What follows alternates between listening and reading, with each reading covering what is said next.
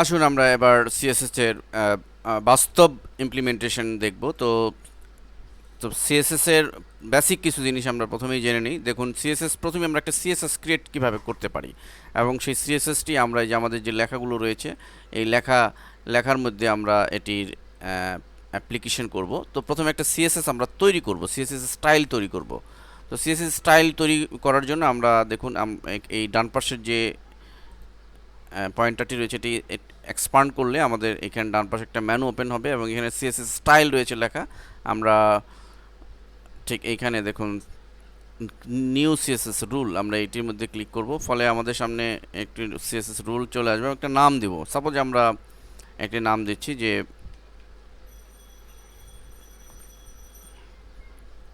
Font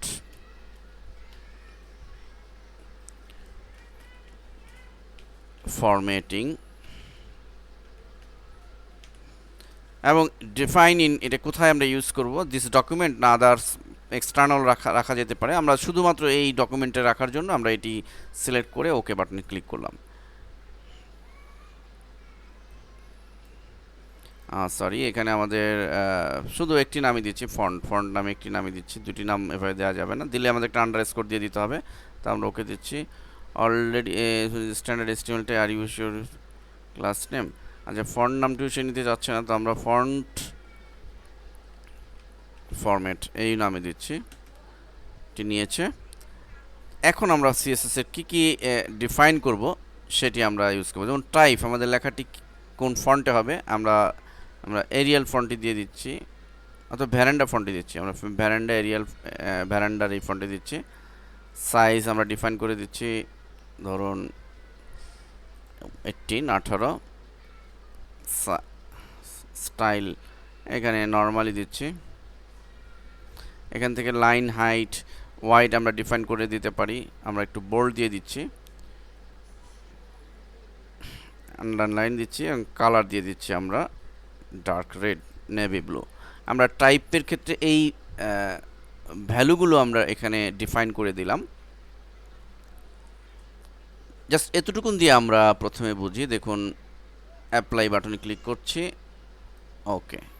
তো ফলে আমরা এখানে অলরেডি আমাদের একটি সিএসএস স্টাইল তৈরি হয়েছে। আমরা প্রপার্টিতে স্টাইলের এই কম্বো বক্সে যদি ক্লিক করি, আমরা দেখতে পাচ্ছি এখানে যে ফন্ট ফরম্যাট নামে একটি স্টাইল, আমাদের স্টাইল সিএসএস তৈরি হয়েছে। এখন আমরা এখানে ইউজ কোথায় করব, দেখুন আমরা যদি এই লাইনটির উপর এই সিএসএস স্টাইলটি ইউজ করতে যাই, আমরা এটাকে সিলেক্ট করব এবং স্টাইলে চলে যাব এবং এখানে ফন্ট ফরম্যাটে ক্লিক করি। লক্ষ্য করুন, আমরা যে স্টাইলগুলো ডিফাইন করেছিলাম অটোমেটিকলি এখানে সেটি তৈরি হয়ে চলে এসছে। এবং আমরা যদি প্রত্যেকটি হেডলাইনে, প্যারাগ্রাফের হেডলাইনে যদি আমরা এইটিকে স্টাইল করি, আমাদের ডিফাইন করা প্রত্যেকটি ভ্যালু এখানে কিন্তু ইমপ্লিমেন্ট হচ্ছে। এটি অনেকটা এমএস ওয়ার্ডে যারা করেছেন, ম্যাক্রো করেছেন, তাদের ম্যাক্রোর মতো প্রত্যেকটা জায়গায় আমি এই সিএসএস স্টাইলটি ইউজ করে ফেলতে পারছি।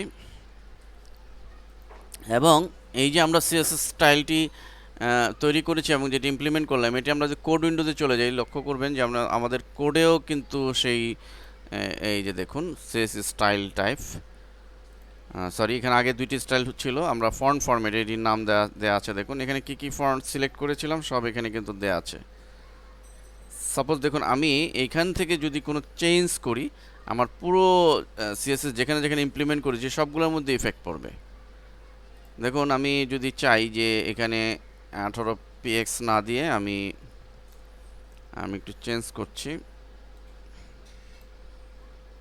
24px দিচ্ছি, এবং কালারটি যদি আমি একটু চেঞ্জ করে দিই, আমি রেড কালারটি নিয়ে আসছি, রেড কালারটির ভ্যালুটা নিয়ে আসছি। রেড কালারের ভ্যালু হচ্ছে এই কোডটি, আমরা কপি করে কোডে চলে যাব এবং কোডে গিয়ে আমরা এই কালারের এখানে দিয়ে দিচ্ছি।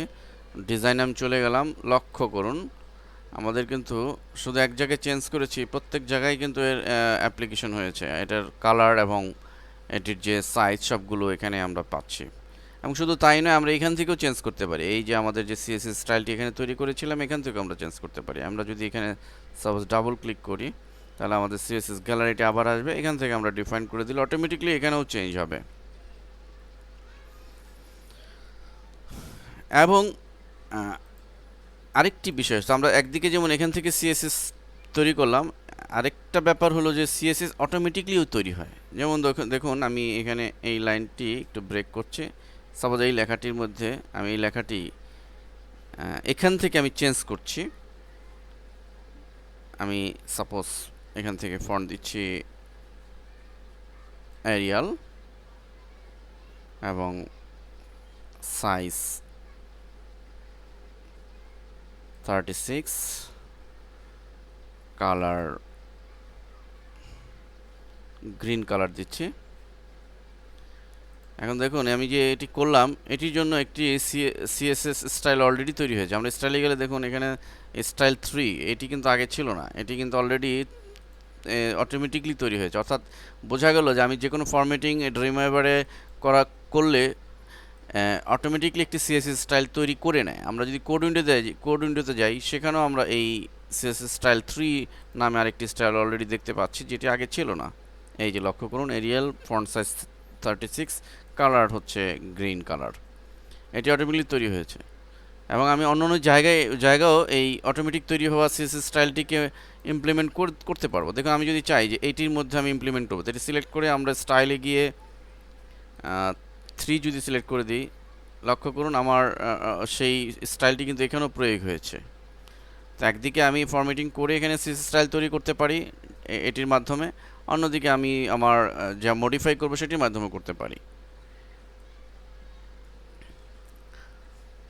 এবার আরেকটি বিষয় সিএসএস আমরা দেখি, সেটা হচ্ছে যে আমরা আরেকটি স্টাইল তৈরি করি, যে শেড তৈরি করার জন্য আমরা এখানে ক্রিয়েট নিউ স্টাইল এবং এটির নাম দেই একটি বর্ডার দেওয়ার জন্য একটি বর্ডার সিএসএস, আমরা বর্ডার নাম দিলাম। ওকে, এখান থেকে আমাদের টাইপ কোনো চেঞ্জ দরকার নেই, আমরা বর্ডার এখান থেকে বর্ডারের একটা সিএসএস তৈরি করব। এখান থেকে সিলেক্ট করলাম টপ। আমরা এখানে মূলত ডিফাইন করতে হবে যে কী ধরনের বর্ডার আমরা তৈরি করতে চাই। লাইক আমরা যদি ডটেড বর্ডার তৈরি করতে চাই, আমরা ডটেড দিলাম এবং এটি কেমন দিব, থিন, মিডিয়াম নাকি থিক, আমরা মিডিয়াম দিলাম। ইচ্ছা করলে আমরা ভ্যালুও দিতে পারি, ভ্যালু দিলে আমাদের এখানে মূলত ভ্যালু ডিফাইন করতে হবে কত পিক্সেল, সেটি আমাদের লিখে দিতে হবে। লাইক আমরা 5 দিতে পারি। যাই হোক আমি এখান থেকে মিডিয়াম দিচ্ছি এবং বর্ডারের যে কালারটি কী হবে সেটি আমরা এখান থেকে ডিফাইন করে দিব। সাপোজ আমি বর্ডারের কালারটি একটু ব্লু কালারের বর্ডার দিচ্ছি। ওকে, অ্যাপ্লাই। এটি আমরা একটি সিএসএস তৈরি করলাম, একটি স্টাইল তৈরি করলাম। এখন দেখুন আমরা যদি এই যে লেখাটি এর মধ্যে যদি স্টাইলটি প্রয়োগ করতে চাই, এটি সিলেক্ট করে আমরা এখানে চলে আসলাম এবং বর্ডার নামে একটি সিএসএস পাচ্ছি আমরা। এটির মধ্যে ক্লিক করার সাথে সাথে দেখুন কি ঘটছে, অটোমেটিকলি দেখুন যে সেই স্টাইলটি এটার মধ্যে অ্যাপ্লাই হয়েছে। আমরা যেটির মধ্যেই করব সেটির মধ্যেই এটি অ্যাপ্লাই হবে। এবং একটি সিএসএস এর মধ্যে আমরা অনেক কিছু ঢুকিয়ে দিতে পারি। যেমন আমরা লক্ষ্য করুন যে এটি কিন্তু বড় ছিল, আমি Ctrl Z দিচ্ছি। এখানে কিন্তু মানে মূলত স্টাইল 3টি অ্যাপ্লিকেবল ছিল, কিন্তু আমি যখনই এটি স্টাইল বর্ডার নামের সিএসএসটি অ্যাপ্লাই করলাম, সেটি কিন্তু শুধু বর্ডারের যে ভ্যালুগুলো সেটি অ্যাপ্লাই হয়েছে, আর স্টাইল 3-র ভ্যালুগুলো কিন্তু চলে গিয়েছে। কিন্তু আমরা চাইলে স্টাইল 3-গুলো এবং বর্ডারের সবগুলো ভ্যালু একসাথে রাখতে পারি। আমরা এখানে এটার জন্য একদিকে এখান থেকে চেঞ্জ করতে পারি, অথবা কোডে গিয়ে এটি চেঞ্জ করতে পারি। সেটি কিভাবে করব দেখুন, এখান থেকে আমরা বর্ডারের যেটি ছিল, জাস্ট বর্ডারের এটি এইটুকুনকে আমরা কপি করে স্টাইল 3 এই জায়গার ভিতরে পেস্ট করে দিলাম।